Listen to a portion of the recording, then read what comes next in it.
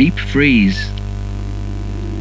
Winter had come, and for many days now had held everything in an icy grip. The countryside was frozen hard, trees were white with frost, and icicles hung from bridges and water columns. Mercifully, there was little snow. "Too cold for that, thank goodness," shivered James's driver as he and the fireman huddled on the sheltered side of the cab. James had an open footplate, and every day his crew came to work muffled to the eyebrows in scarves and jerseys. Sometimes water columns froze too, and then the engines could not get the water they needed. But this never happened at the works station, and one day, when the frost seemed harder than ever, James's driver stopped him beside the water column there. "We'll give you a good topping up while we can," he said. "There's no telling when we might get some more." James shivered as the icy water cascaded into his tender, but he knew his driver was right. They filled James's tank to the brim because the fireman forgot to tell the driver to turn the tap off. Water overflowed onto James's tender, making him shiver again. "Right," said the fireman, jumping down to the footplate. "Let's be off. I want to warm myself up shoveling coal."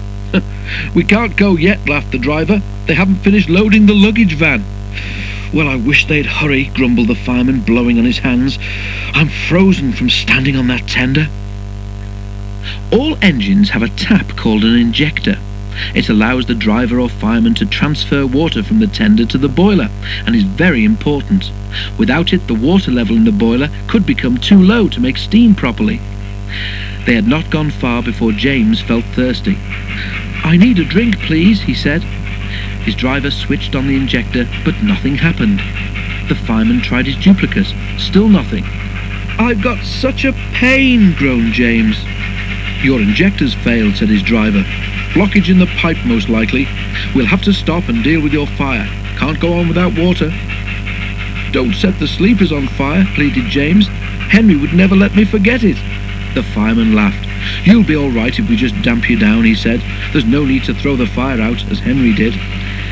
They stopped near a signal box, and James's driver asked the signalman to telephone for help. The works sent a diesel, whom James had never met, to help him. "Rescued by a diesel," he snorted disgustedly. "It's degrading. I won't go." But he soon changed his mind, because now that his fire was down, his boiler was cooling, and he could feel the icy wind. The diesel was friendly.